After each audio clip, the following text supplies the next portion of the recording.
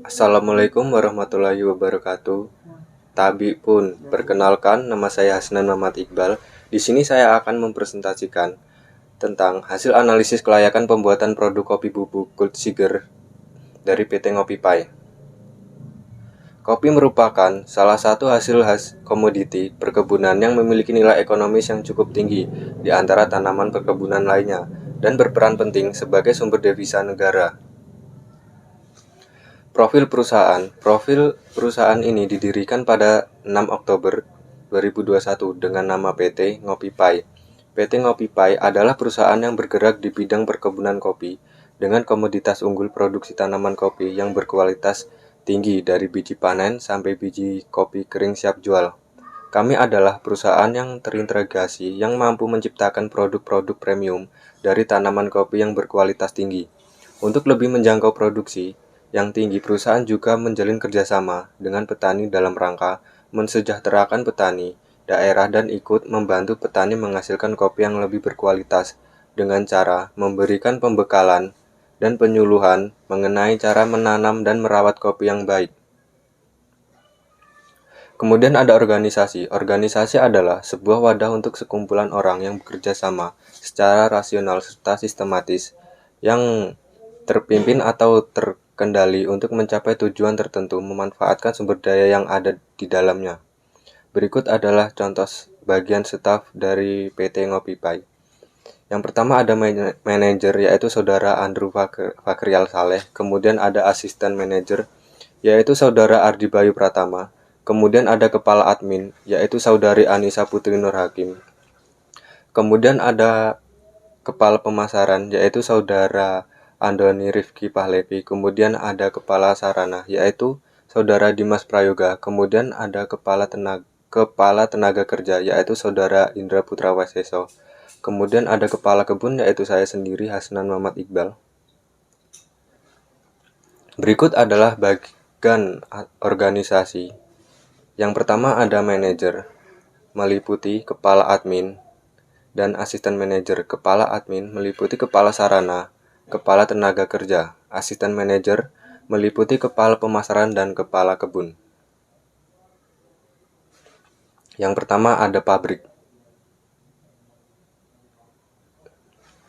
Lokasi pabrik. Lokasi yang dipilih untuk pembangunan pabrik adalah Sinar Banten, Kecamatan Ulu Belu, Kabupaten Tanggamus, Lampung.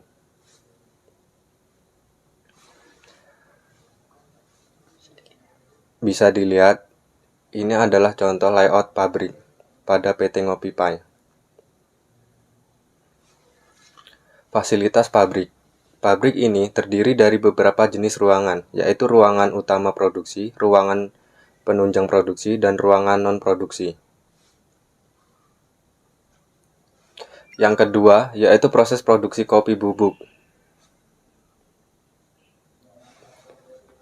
Kemudian ada tahap-tahap proses produksi kopi bubuk.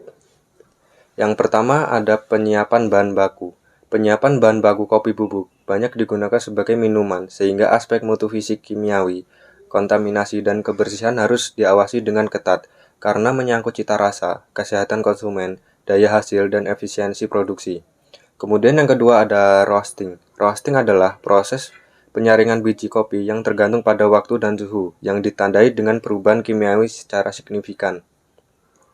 Kemudian ada pendinginan. Pendinginan dilakukan tepat setelah penyaringan atau bisa setelah pencampuran. Setelah proses sangrai selesai, biji kopi harus segera didinginkan di dalam bak pendingin. Kemudian ada penggilingan. Penggilingan biji kopi dihaluskan dengan alat penghalus sampai diperoleh butiran kopi bubuk dengan kehalusan tertentu. Kemudian yang terakhir ada pengemasan. Tujuan pengemasan adalah untuk mempertahankan aroma dan cita rasa kopi bubuk selama transportasi didistribusikan ke konsumen dan selama dijajakan di toko, di pasar tradisional dan di pasar swalayan. Kemudian yaitu studi kelayakan sesuai produksi. Yang pertama ada produksi. Tanaman kopi pada tahap TM atau tanaman menghasilkan dengan lahan 1.600 hektar. Pemeliharaan pada tanam kopi melakukan berbagai cara seperti pemangkasan, produksi, pemupukan, dan lain-lain. Kemudian yang kedua ada daya pendukung dalam produksi. Dalam produksi kopi membutuhkan sebuah daya pendukung untuk memproduksi kopi hingga menjadi produksi bubuk kopi.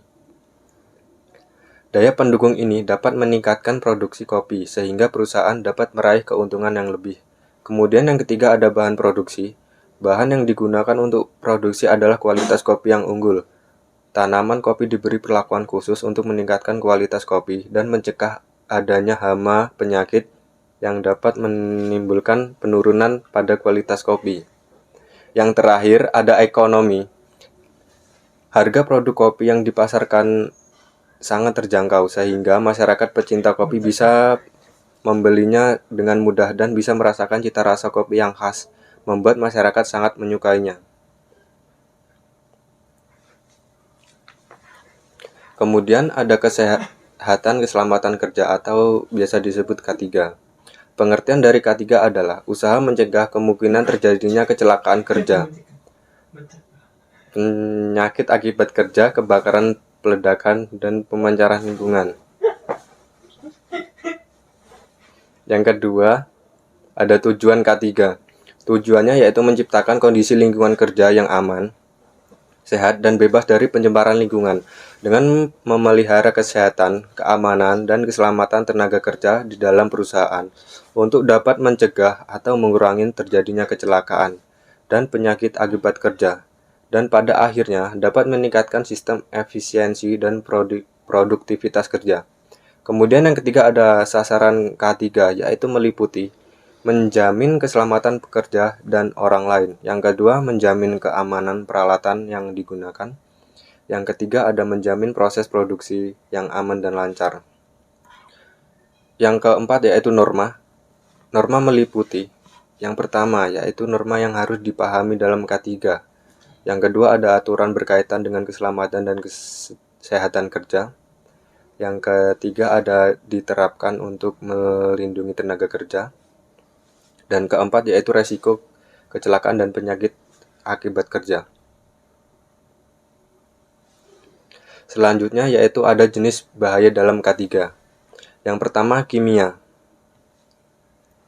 Bahaya akibat terhirupnya atau terjadinya kontak antara manusia dengan bahan kimia berbahaya. Contohnya adalah pestisida. Kemudian ada fisika. Bahaya akibat suatu temperatur udara yang terlalu panas maupun terlalu dingin, serta keadaan udara yang tidak normal, yang menyebabkan terjadinya perubahan atau mengalami suhu tubuh yang tidak normal. Contohnya adalah suhu ruangan produksi dan mesin roasting.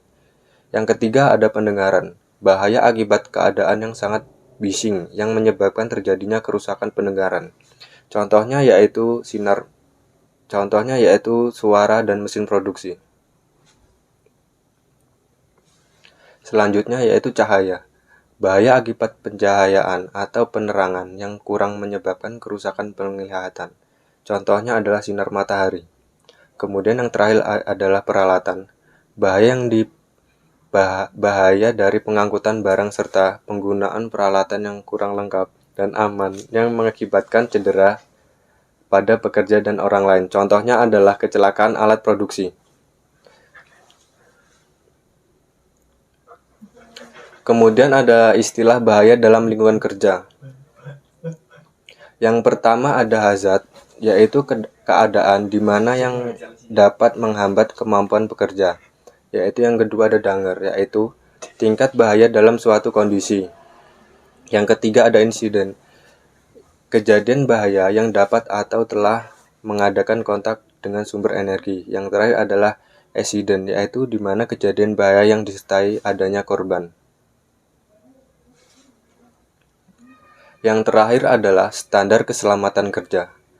Yang pertama ada perlindungan badan. Perlindungan badan meliputi contohnya adalah kacamata, sarung tangan, sepatu, topi, dan baju APD.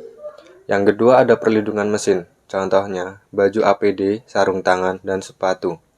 Yang ketiga ada pengaman listrik. Contohnya sepatu dan sarung tangan. Yang terakhir adalah pengaman ruangan.